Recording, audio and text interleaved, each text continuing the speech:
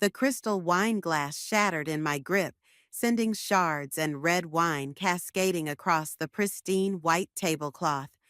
The dining room fell silent, but my mother-in-law's words still rang in my ears. What's the point of having such a big house if there aren't any children to fill it? I'm Solstice, and after 7 years of marriage to my wonderful husband Emiliano, I'd learned to steel myself against Lorelei's constant jabs about my childlessness. But tonight was different. Maybe it was the way she'd said it, with that saccharine smile while passing the salt, or maybe I'd simply reached my breaking point. Mother, that's enough, Emiliano said, his hand finding mine under the table. We've discussed this. Lorelei dabbed her lips with her napkin, the perfect picture of innocence. I'm simply making conversation, darling.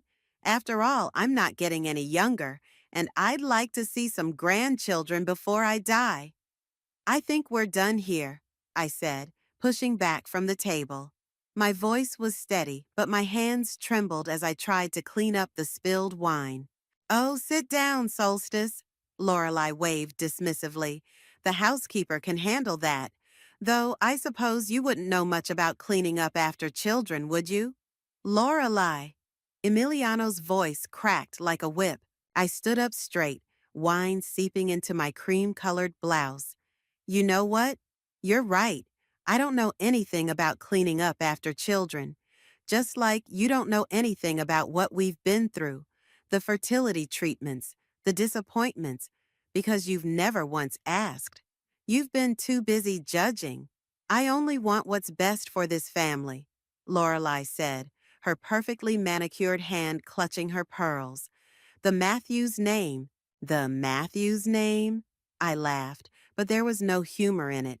Is that all you care about? Your precious legacy? Solstice, honey. Emiliano started, but I was already moving toward the door. No, let her go, Lorelei said. She's always been dramatic. This is exactly why I worry about grandchildren. Can you imagine someone so emotionally unstable raising a child? I stopped at the doorway, turned around, and met her eyes. You know what the difference is between us, Lorelei? I may not have children, but at least I'm not toxic to the ones I love. The drive home was silent. Emiliano kept glancing at me, but I stared straight ahead, watching raindrops race down the windshield. When we finally pulled into our driveway, he killed the engine, but neither of us moved. I'm sorry, he said finally. She was out of line. She's always out of line. I turned to face him. How much longer are we going to do this, Em? These monthly dinners, the constant criticism, the way she's my mother, Saul, and I'm your wife. The words hung between us like smoke. When does it end? When does she stop punishing me for something I can't control? Emiliano reached for my hand. We could skip next month's dinner. Take some time. That's not the point. I pulled away, unbuckling my seatbelt. The point is that your mother has made me feel like a failure for 7 years, and you've let her. That's not fair, he protested, following me to the front door. I defend you. You defend me after the fact. You let her take her shots, then you clean up the mess. I fumbled with my keys, hands still shaking. I need more than that, Em. I need you to stop it before it starts. Inside, I headed straight for our bedroom, peeling off my wine-stained blouse. Emiliano lingered in the doorway, his face etched with concern. What do you want me to do? He asked softly. I sat on the edge of our bed, suddenly exhausted. I want to take a break from your mother. Not forever, just I need space. Time to figure out who I am without her voice in my head telling me I'm not enough. Saul, I'm not asking for permission, Em. I'm telling you what I need. He crossed the room and knelt in front of me, taking my hands in his. Okay, whatever you need. We'll figure it out together. I leaned forward, resting my forehead against his. I love you, I whispered, but I can't keep letting her break me. I know, he said, and I could hear the pain in his voice. I know. Later that night, as Emiliano slept beside me, I stared at the ceiling, replaying Lorelei's words. 7 years of subtle digs and outright insults, of sympathetic looks and backhanded comments. 7 years of trying to be the perfect daughter-in-law, only to be found wanting. Something had to change. And if Lorelei wouldn't change, then I would. 3 months after the wine incident, I found myself standing in front of a room full of young women at the local community center, my heart racing but my voice steady. Architecture isn't just about designing buildings, I said, gesturing to the blueprints displayed behind me. It's about creating spaces where people can thrive. My friend Valerie had convinced me to give this talk as part of her women's mentorship program. Initially, I'd resisted, but now, looking at these eager faces, something clicked into place. A young woman in the back raised her hand. How did you deal with being one of the few women in your field? By refusing to apologize for taking up space, I answered, thinking of Lorelei, and by finding mentors who believed in me. After the presentation, while packing up my materials, a woman approached me. She couldn't have been more than 28, with determined eyes and a portfolio clutched to her chest. I'm Remington, she said. Your talk really resonated with me. I'm trying to break into architectural design, but it feels impossible without connections. I smiled, remembering my own struggles. Nothing's impossible. Show me what you've got. She spread her sketches across the table, and I was immediately impressed by her innovative designs. We spent the next hour discussing her work, and I found myself energized by her passion. Listen, I said, scribbling my email on a sticky note. I'm looking for an intern at my firm. If you're interested, are you serious? Her eyes lit up. I would love that. That evening, I met Valerie for drinks, still buzzing from the day's events. Look at you, she said, sliding into the booth. I haven't seen you this animated in months. It felt good, I admitted, stirring my martini. Really good, like I was finally doing something meaningful, as opposed to trying to please your monster-in-law. I laughed. I haven't seen Lorelei since that night. Emiliano goes to dinner alone now. And how's that working out? Better than I expected. He was resistant at first, but I shrugged. It's given me space to focus on myself. About time, Valerie said, raising her glass, to taking up space. The next few weeks flew by. Remington proved to be an exceptional intern, soaking up knowledge like a sponge. I found myself looking forward to our mentoring sessions, sharing not just architectural knowledge, but life lessons as well. One afternoon, while reviewing a project, she asked, "How do you balance work and family?" I don't have children, I said, the words coming easier than they used to. But I've learned that family comes in many forms. Like this? She gestured between us with a smile. Exactly like this. That evening, I walked into my home office to find Emiliano waiting for me. You seem different lately, he said, perching on my desk. Happier. I am.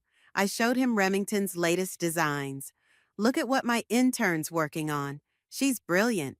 You're good with her, he observed. Teaching, mentoring, it suits you.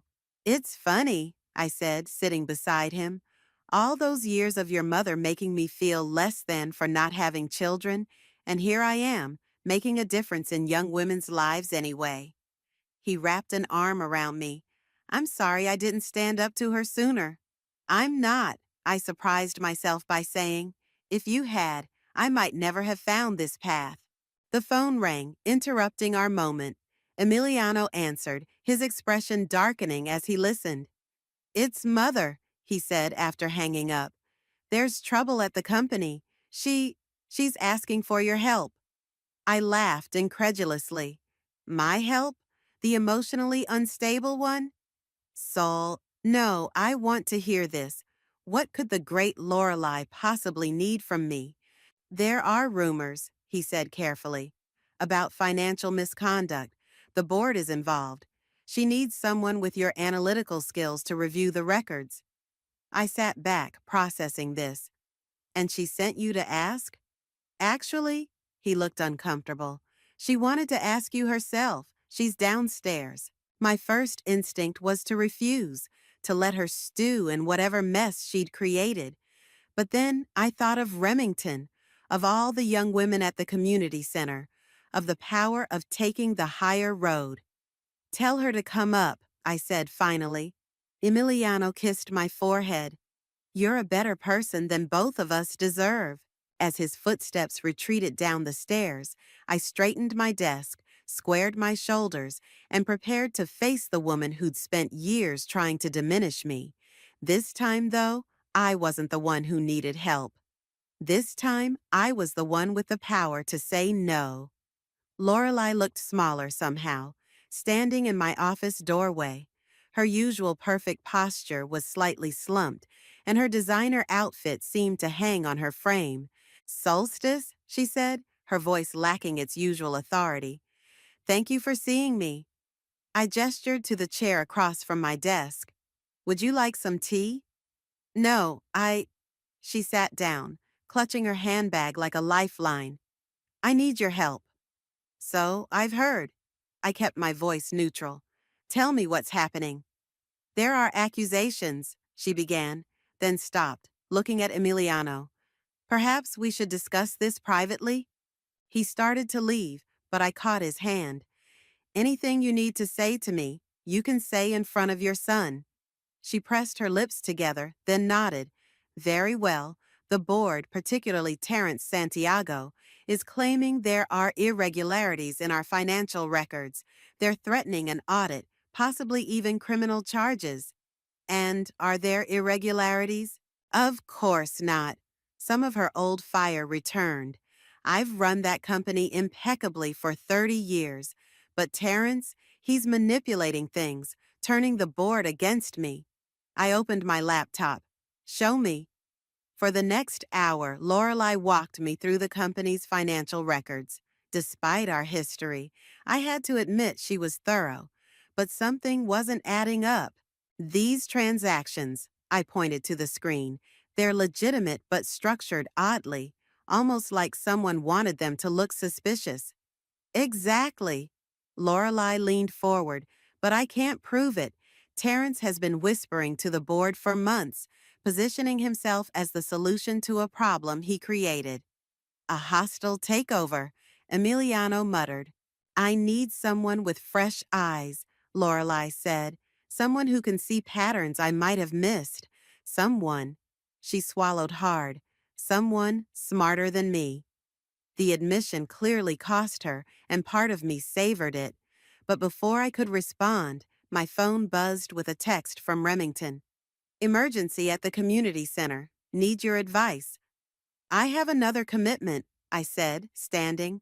I'll need time to review everything properly. But Lorelei started to protest. You've had 30 years to run this company. Give me at least a few days to understand what's happening. At the community center, I found Remington pacing outside. Her usual confidence was shaken. What's wrong? I asked. The grant proposal for the youth architecture program, she said. I just found out there's another organization competing for the funding. They have more experience, better connections. I smiled, remembering Lorelei's words about connections. Then we'll have to be smarter than them. Show me what you've got. We spent the next 2 hours refining her proposal, strengthening her arguments. Watching her confidence return, I felt that familiar surge of satisfaction. You know what the best part of mentoring is? I told her, watching someone realize their own power. Back home that evening, I was reviewing Lorelei's files when I overheard voices from downstairs. She's enjoying this, Lorelei was saying, making me wait, making me dependent on her help. Mother, Emiliano's voice was tired. She's doing you a favor. A favor. This is her revenge, pure and simple. First, she refuses to give you children, and now she's holding my company hostage. I stepped into the doorway. Is that really what you think? They both turned, startled. Lorelei at least had the grace to look embarrassed. Solstice, No, please, I interrupted. Continue explaining how I'm deliberately childless just to spite you. Or better yet, tell me more about how I'm holding your company hostage by spending my evening trying to save it. I didn't mean, yes, you did. I walked down the stairs, laptop in hand. You know what's fascinating, Lorelei? I've spent hours looking at your company's records. You're brilliant at what you do, but you're so convinced of your own superiority that you can't see when someone's manipulating you. I opened the laptop, showing them what I'd found. These transactions, they're being restructured through shell companies. Someone with inside access is making legitimate deals look suspicious, and while you're busy blaming me for your problems, they're systematically destroying everything you've built. Lorelei's face paled. How did you? Because I stopped trying to prove myself to you and started proving myself to me. I closed the laptop. Now, would you like my help, or would you prefer to continue questioning my life choices? The silence stretched between us. Finally, Lorelei spoke, her voice small. I need your help. Then let's start again, I said. And this time, remember that I'm not your enemy. Whoever's trying to take your company, that's your enemy, and they're counting on you being too proud to accept help from the daughter-in-law you've always underestimated. The next morning, I arrived at the Matthews Company headquarters, armed with my laptop and a determination I usually reserved for difficult clients. Emiliano had insisted on coming with me, though I suspected it was more to keep peace than to help. Ms. Santiago is waiting in the conference room, the receptionist said, her eyes darting nervously between us. Ms. Santiago? I turned to Emiliano. Terrence's wife? Sister, he corrected. Diana, she's the company's legal counsel. The conference room was all glass and steel, with views of the city skyline. Diana Santiago sat at the head of the table, every bit as polished as Lorelei, but with a predatory edge. Mrs. Matthews, she smiled, not warmly. I wasn't aware you were involving family in this matter. Solstice is a forensic architect, Lorelei said, entering behind us. She specializes in analyzing structural and financial patterns. I hid my surprise at her defense of me. Shall we begin? For the next hour, I presented my findings, watching Diana's face carefully. Her expression remained neutral, but her fingers tapped an increasingly agitated rhythm on the table. These accusations against my brother are serious, she said finally. They're not accusations, I corrected. They're patterns. Would you like to explain why your brother's signature appears on documents redirecting company funds through 3 separate shell corporations? I'm sure there's a perfectly reasonable. My phone buzzed. A text from Remington. One presentation. They loved it. Drinks to celebrate. I smiled briefly before returning to the matter at hand. The board meeting is tomorrow. You have until then to get ahead of this. Is that a threat? Diana stood. No, it's a courtesy, because the next people to see these documents will be the SEC. After Diana stormed out, Lorelei turned to me. You didn't tell me you had proof of Terrence's involvement. I didn't until last night. Your company's cybersecurity needs work. Sol, Emiliana warned. It's fine, Lorelei said. She's right. She paused, straightening her jacket. Thank you, Solstice. I know you didn't have to help. Before I could respond, my phone buzzed again. This time, it was Valerie.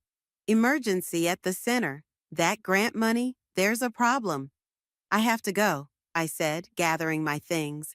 The board meets at 10 tomorrow. Be ready. At the community center, I found Valerie and Remington looking devastated. They're trying to pull the funding, Remington explained. Someone filed a complaint about our program, saying we lack the necessary experience. Let me guess, I said, a suspicion forming. Was it the Santiago Foundation? Their surprised looks confirmed it. I pulled out my phone and dialed Emiliano. Remember how I said Terrence's reach seemed too wide? Check if his foundation has any connection to the community center's board. That evening, I spread everything out on our dining room table: company documents, grant proposals, board member lists. Emiliano brought me coffee and watched me work. You know, he said, Mother always said you were too focused on your career. But watching you these past few days, this is who you are, isn't it? Someone who fights for what matters. I learned from the best. I smiled wryly. Your mother taught me exactly how not to treat people. The doorbell rang. Lorelei stood there, looking uncharacteristically uncertain. I found something, she said, holding out a USB drive. After what you said about cybersecurity, I had IT do a deep dive. Terrence hasn't just been manipulating company records. He's been systematically undermining everything connected to our family. Including the community center's grant? I asked. She blinked. How did you? Because he's not just trying to take your company. He's trying to destroy your legacy, and he's using everything and everyone connected to you to do it. But why? Because 30 years ago, Emiliano said quietly, you chose to run the company instead of letting his father take control. Lorelei sank into a chair. Thomas Santiago, Terrence's father, was my husband's best friend. He expected to take over when... She trailed off. When your husband died, I finished, and now his son is finishing what his father couldn't. I never thought, Lorelei's voice cracked. I've spent so much time worried about the family legacy, about having grandchildren to carry on the name, that I didn't see someone was already destroying everything we built. I looked at the evidence spread across the table, then at this woman who had caused me so much pain, now facing the destruction of her life's work. Well, I said, picking up the USB drive, it's a good thing you have family to help you fight back. The look she gave me was worth every criticism she'd ever leveled my way. Because finally, she saw me, not as the daughter-in-law who couldn't give her grandchildren, but as the woman who could help save everything she held dear. The boardroom was packed the next morning. I sat between Emiliano and Lorelei, watching Terrence Santiago work the room like a politician at a fundraiser. His confidence made my blood boil. Before we begin, Terrence announced, I'd like to address the elephant in the room. Why is Mrs. Matthews' daughter-in-law present at this meeting? Because I invited her. Lorelei stood, her voice steady, and because she's about to show you exactly why. I connected my laptop to the projector, pulling up the first set of documents. Over the past 6 months, someone has been systematically manipulating this company's financial records. Yes, Terrence interrupted. That's why we're here. The irregularities in Lorelei's. Let me finish, I said, clicking to the next slide. These transactions were deliberately restructured to appear suspicious, but the real fraud isn't in the transactions themselves, it's in who was accessing them. The room grew quiet as I displayed the access logs, timestamps, and IP addresses. Mr. Santiago, I turned to face him. Would you like to explain why you were accessing these files at 3 a.m. from your home computer? His smile faltered slightly. I was doing my due diligence. By creating shell companies? I clicked again, showing the incorporation documents. Or by using those companies to funnel money away from the community programs this company supports. Diana Santiago stood up. This is ridiculous. You have no proof. Actually, Lorelei interjected, we have every proof, including your brother's attempts to sabotage the community center's grant programs through your family foundation. The board members began murmuring among themselves. I could see the moment Terrence realized he was losing control. This is a witch hunt, he declared. You're trying to distract from your own mismanagement. No, a quiet voice said from the doorway. Everyone turned to see Remington standing there, holding a thick folder. They're exposing yours. Who is this? Terrence demanded. This is Remington, I said, the program director whose grant you tried to kill. Would you like to explain to the board why you've been targeting community programs that help young women enter male-dominated fields? I don't have to explain anything to. Actually, one of the board members spoke up. You do, because if these allegations are true, you've violated at least 6 different corporate governance policies. The next hour was a blur of accusations, denials, and finally, confessions. When Terrence realized the evidence against him was overwhelming, he tried to blame Diana. She, in turn, produced emails proving he'd orchestrated everything. By the time security escorted them out, Lorelei looked both exhausted and triumphant. I never thought he hated me that much, she said quietly as the board members filed out.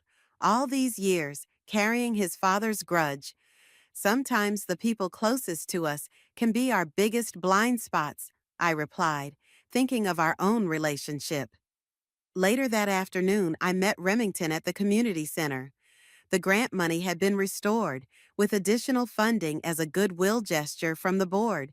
You were amazing, she said, hugging me. The way you handled everything, I want to be like you when I grow up. I laughed. You're already amazing. You just needed someone to remind you. Like you needed someone to remind you? She raised an eyebrow. Your mother-in-law isn't the only one who's been watching and learning these past few weeks. Before I could respond, Lorelei appeared in the doorway. She looked uncertain, a expression I'd never seen on her face before. May I come in? She asked. Remington squeezed my hand and slipped out, leaving us alone.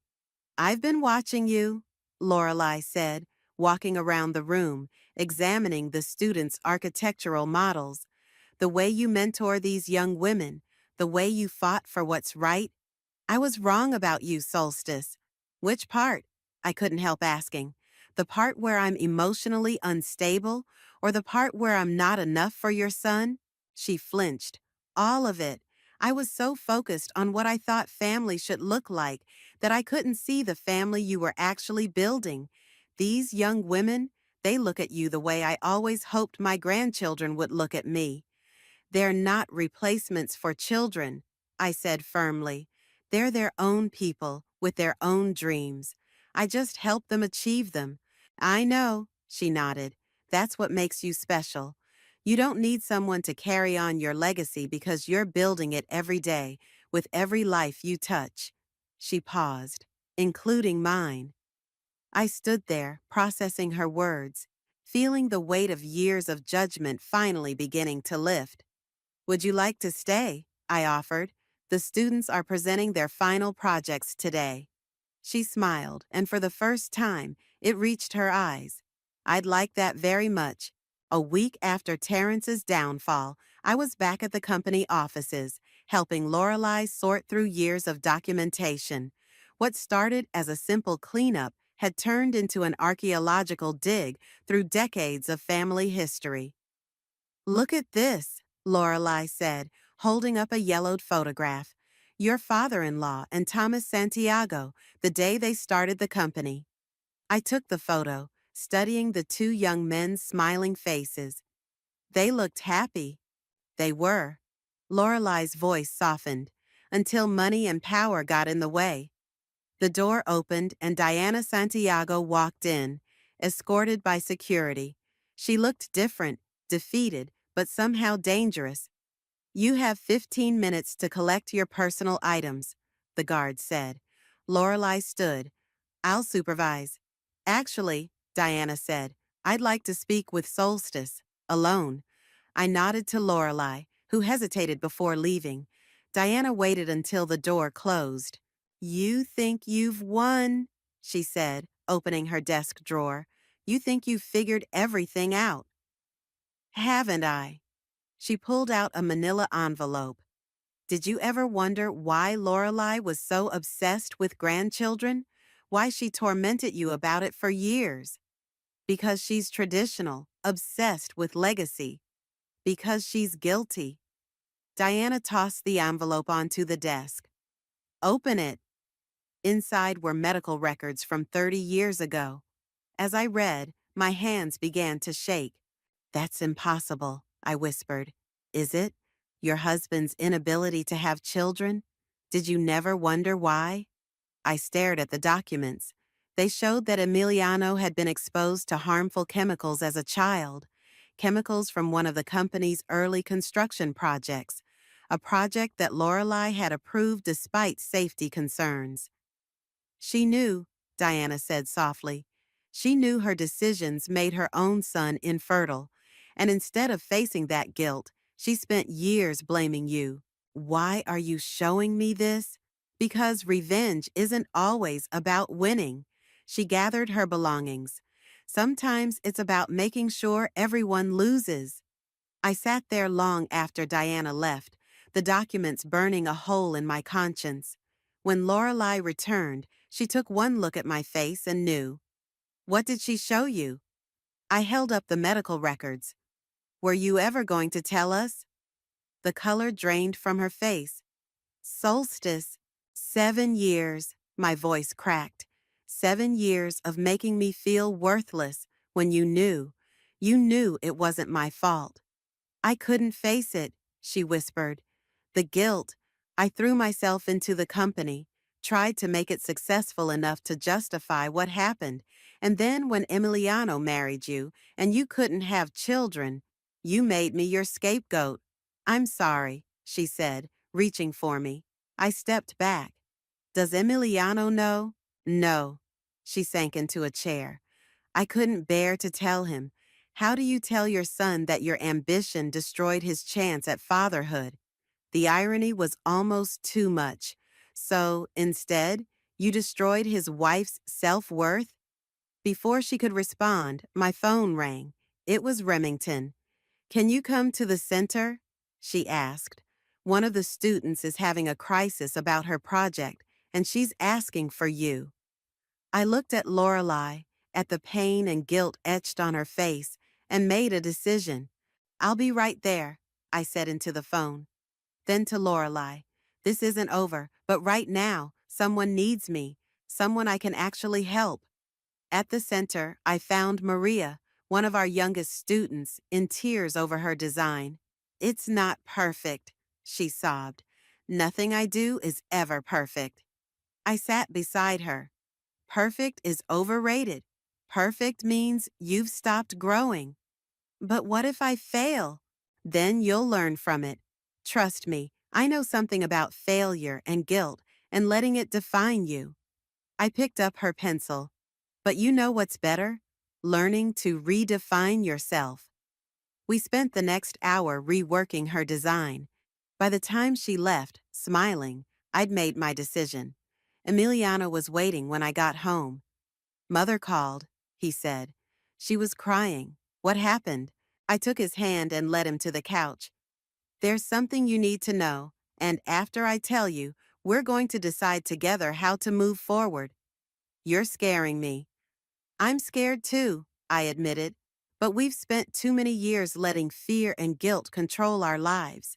It's time for the truth. And as I began to tell him everything, I realized that sometimes the greatest act of revenge isn't about making someone suffer. It's about finally breaking free from the pain they caused. Emiliano didn't speak for a long time after I showed him the medical records. He sat in our living room, hands clasped so tightly his knuckles were white.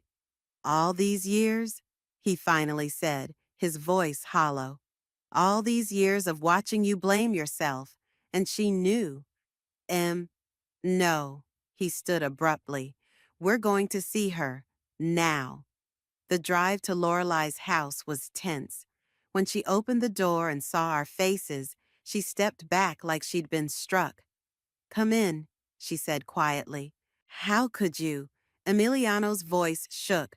How could you let Solstice carry that burden alone? I was trying to protect you. By destroying her? He paced the elegant living room. By making her feel like less of a woman? I was wrong, Lorelei whispered. I know that now. Wrong doesn't begin to cover it, I said, pulling out my phone. But this isn't just about us anymore. I showed them the email I'd received that morning from the company's legal team. Diana had sent copies of the medical records to several board members before leaving. They're calling for a full investigation into past safety violations, I explained. This could destroy everything. Let it burn, Emiliano said bitterly.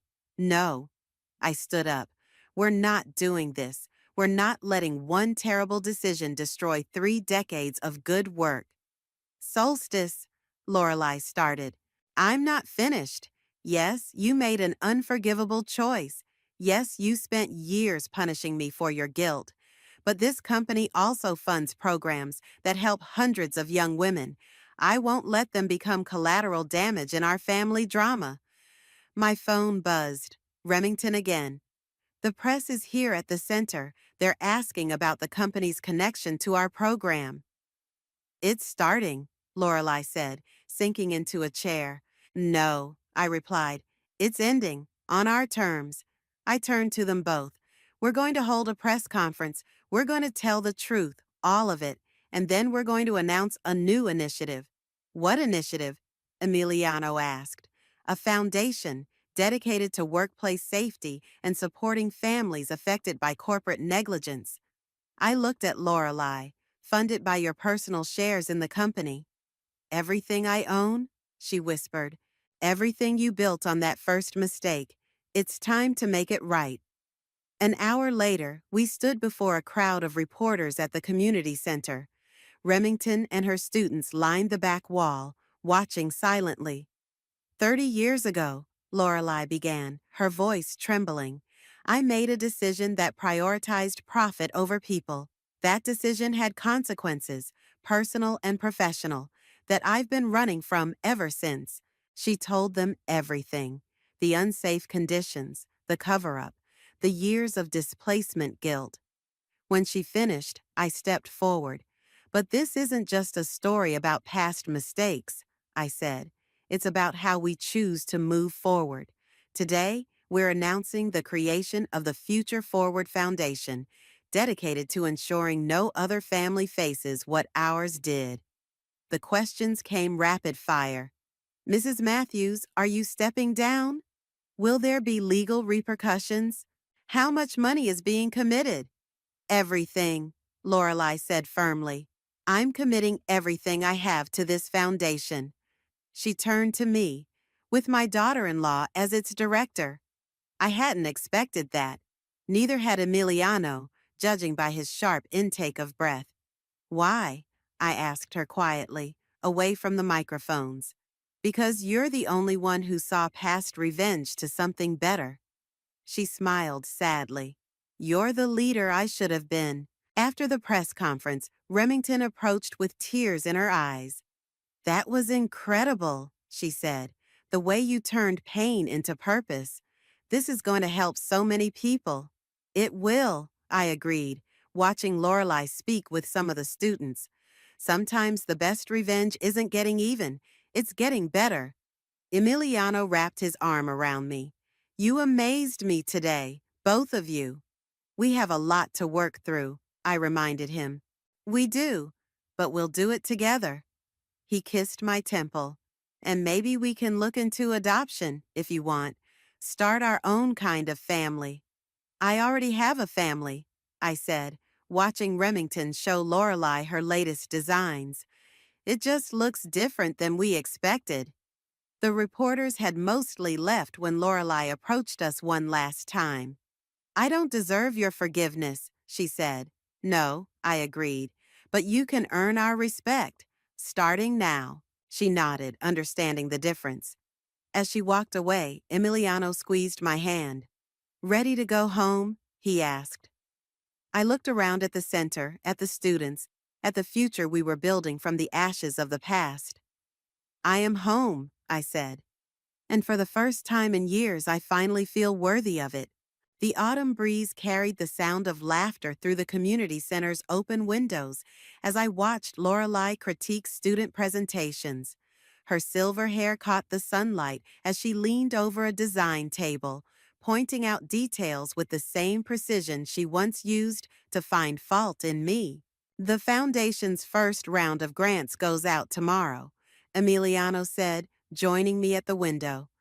20 families affected by workplace accidents, all getting full support for medical care and education. I saw the list, I nodded. Did you notice the first name? Thomas Santiago's grandson. I thought that was fitting. The door opened and Remington burst in, waving a paper. We got it! The city approved our expansion plans. Show me, I said, clearing space on my desk. She spread out the blueprints, our vision for transforming the community center into a full-fledged technical institute for women. Look at these sight lines, Lorelei said, joining us. The natural light will be perfect for the design studios. That was Solstice's idea. Remington beamed. She insisted on making sure every workspace felt inspiring. My phone buzzed, a text from Deanna. You were right, about everything. Thank you for showing me a better way forward. Speaking of moving forward, Emiliano said, pulling out an envelope. These came this morning, our approval papers from the adoption agency. My hands trembled as I opened them. We're officially approved as foster parents and potential adoptive parents, he smiled. Though something tells me our definition of family will keep expanding whether we plan it or not. As if on cue, Maria, our youngest student, poked her head in. Ms. Solstice, can you help me with something? Of course, I turned to the others. Excuse me. Go, Lorelei said softly. This is what you were meant to do. I found Maria in the workshop, struggling with a complex model structure. I can't get it right, she sighed. Let me tell you a story, I said, sitting beside her, about a woman who spent years thinking she wasn't enough, until she realized that enough wasn't about meeting someone else's expectations. As we worked on her model, I could hear Lorelei in the next room, announcing the Foundation's new scholarship program to a group of students. Her voice carried the same authority it always had, but now it lifted people up instead of tearing them down. Solstice? Maria asked, putting down her tools. Are you happy, even without having your own kids? I looked around at the center, at Remington mentoring younger students, at Emiliano reviewing adoption papers, at Lorelei finally using her power to heal rather than hurt. I am happy, I said, because I learned that family isn't about who you're born to or what you can give them. It's about who you choose to love and how you choose to show it. The end-of-day bell rang, and students began gathering their things. Lorelei approached as Maria packed up. I've been thinking, she said, about what you said about turning pain into purpose. And I'd like to start a support group for parents who've had to face hard truths about how their choices affected their children. If you think that would be appropriate. I studied her face, the new humility there, the genuine desire to help. I think that would be perfect. Emiliano appeared with our coats. Ready for dinner? Valerie's waiting at the restaurant to celebrate the adoption approval. Just a minute, I said, walking to the window. The setting sun painted the city in shades of gold, and below, I could see our students heading home, carrying their dreams and portfolios and blueprints. You know, Lorelei said, joining me, I spent so many years focused on what our family should look like that I missed what it could be. Thank you for showing me a different way. Thank you for being willing to learn, I replied. The Foundation Board meeting is tomorrow, she continued. They want to discuss expanding our programs nationwide. Good, I smiled, because I have some ideas about that. As we left the center, Emiliano took my hand.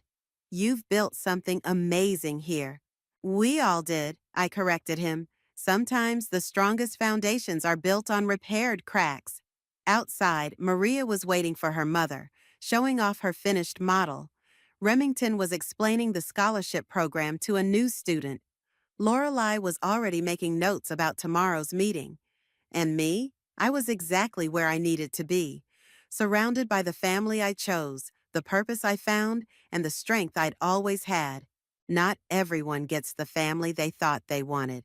But sometimes, if you're brave enough to rewrite the rules, you get the family you were meant to have all along.